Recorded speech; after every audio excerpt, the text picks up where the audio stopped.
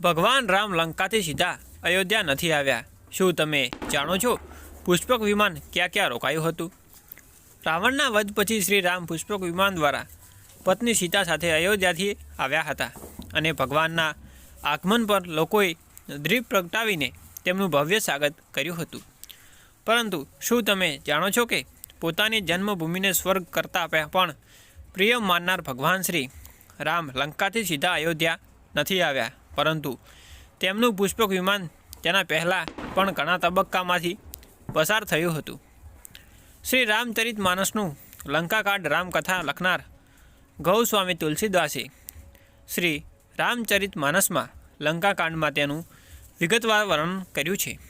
શ્રી રામચરિત માનસ અનુસાર જ્યારે શ્રી રામ અયોધ્યા પાછા ફરવાનો સમય આવ્યો ત્યારે સુગ્રીવ, નીલ, જામવંત, અંગદ, વિભીષણ અને હનુમાન ખૂબ જ દુઃખી થયા. તેમની આંખોમાંથી આંસુ વહેવા લાગ્યા. તેમની મનની સ્થિતિને સમજીને ભગવાન રામ, સીતા અને લક્ષ્મણ તેમજ તે બધાને પોતાની સાથે વિમાનમાં લઈ ગયા. બધા મુસાફરો નીચે બેઠા કે તરત જ વિમાન ઉત્તર દિશામાં ઉડાન ભરી. વિમાનની ગતિએ જોરદાર અવાજ કર્યો અને બધાએ શ્રીરામના નારા લગાવ્યા. શ્રીરામ વિમાનમાં સિંહાસન પર બિરાજમાન હતા. તુલસીદાસ લખે છે કે વિમાનને રસ્તામાં ઘણા સુકૂન થયા હતા. 3 પ્રકારની ઠંડી, મૂર્ધ અને સુગંધિત હવા ફૂંકાવા લાગી, જે અતિ આનંદ આપે છે. સમુદ્ર, તળાવો, નદીઓ નિર્મળ થઈ ગઈ છે. ચારે બાજુ સુંદર સુકૂન થવા લાગ્યા છે. સૌના મન પ્રસન્ન છે. આકાશ અને દિશાઓ નિર્મળ થઈ ગઈ છે. એટલું જ નહીં, ભગવાન રામે આકાશમાંથી ઉત્સાહ સાથે સીતાને યુદ્ધભૂમિ બતાવવાનું શરૂ કર્યું. તેમણે સીતાને કહ્યું કે જુઓ, અહીં લક્ષ્મણે મેઘનાદનો વધ કર્યો હતો. બીજી તરફ તેમણે બીજા નિર્દેશ કર્યા કે જુઓ, હનુમાન અને અંગદ દ્વારા માર્યા ગયેલા રાક્ષસોના મૃતદેહ આ જમીન પર ઢંકાયેલા છે. પછી ત્રીજી તરફ ઇશારો કરીને કહ્યું કે કુંભકર્ણ અને રાવણ બંને ભાઈઓ, જેમણે દેવતાઓને અને ઋષિઓને પીડા આપી હતી, તેઓ અહીં માર્યા ગયા હતા. આ પછી પુષ્પક વિમાન લંકા ભૂમિથી આગળ વધ્યા. વિમાન સમુદ્ર ઉપરથી પસાર થતાની સાથે જ શ્રીરામે સીતાજીને રામ સેતુ બતાવ્યો અને જણાવ્યું કે કેવી રીતે તેમને ભગવાનને સ્થાપના અને પૂજા કર્યા બાદ પુલ ગણાવવામાં આવ્યો અને વાનર સેના લંકા સુધી પહોંચી શકી, જ્યાં ભગવાન રામ રોકાયા હતા અને વિશ્રામ કર્યો હતો. તેમણે તે જ બધી જગ્યાઓ પણ સીતાજીને આકાશમાંથી બતાવી હતી. પુષ્પક વિમાન ક્યાં ઉતર્યું?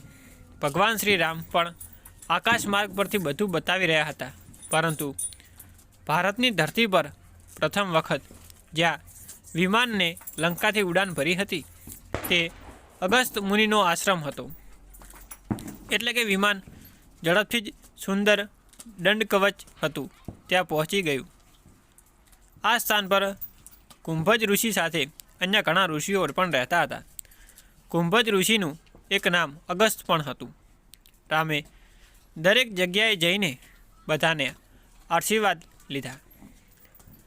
દંડકવનથી પુષ્પક વિમાનને ફરી ઉડાન ભરી અને હવે વિમાન સીધું ચિત્રકૂટમાં ઉતર્યું. ચિત્રકૂટ હાલના બુંદેલખંડ હેઠળ આવે છે. તેનો અડધો ભાગ મધ્યપ્રદેશમાં અને અડધો ઉત્તર પ્રદેશમાં આવેલ છે. ચિત્રકૂટમાં ભગવાનની રાહ જોઈ રહેલા ઋષિમુનિઓએ દર્શન આપ્યા બાદ વિમાનને ફરી ઉડાન ભરી અને સૌ પ્રથમ વખત આકાશ માર્ગેથી યમુના નદીના દર્શન કર્યા. પછી ગંગાજીના દર્શન કર્યા અને સીતાને બંને નદીઓને પ્રણામ કરવા કહ્યું. જ્યાં આ બંને નદીઓ એક સાથે દેખાય છે તો સમજવું કે તમે સંગમની નજીક છો. મતલબ ભગવાને તીર્થધામ પ્રયાગની મુલાકાત લીધી અને સીતાજીને પ્રયાગનું મહત્ત્વ સમજાવ્યું. અહીંથી 14 વર્ષ પછી પહેલીવાર ભગવાને અયોધ્યાની મુલાકાત લીધી, નમન કર્યું અને અવધનો મહિમા સીતાને સંભળાવ્યો. આ દરમિયાન ભગવાનનું હૃદય ખૂબ ખુશ હતું અને તેમની આંખોમાં આંસુ હતા. પરંતુ ભગવાન રામ સીધા અયોધ્યા ગયા ન હતા, પરંતુ પ્રયાગરાજમાં રોકાયા હતા.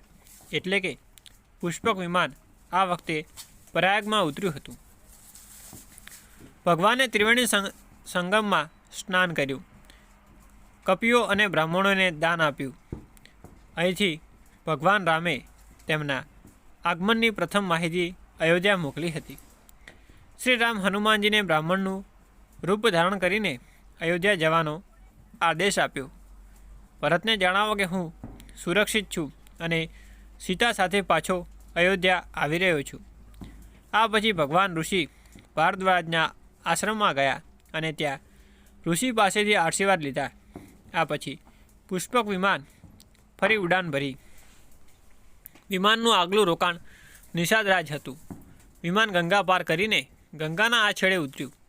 સીતાજીએ ત્યાં ગંગાજીની પૂજા કરી અને તેમના આશીર્વાદ લીધા. એટલામાં નિષાદરાજ પણ ત્યાં પહોંચી ગયા અને ભગવાનના ચરણોમાં પડ્યા. ભગવાનને ભાઈ ભરતની જેમ નિષાદરાજને સ્નેહથી ગળે લગાવ્યા. હવે અયોધ્યા પહોંચવા માટે માત્ર એક જ દિવસ બાકી હતું.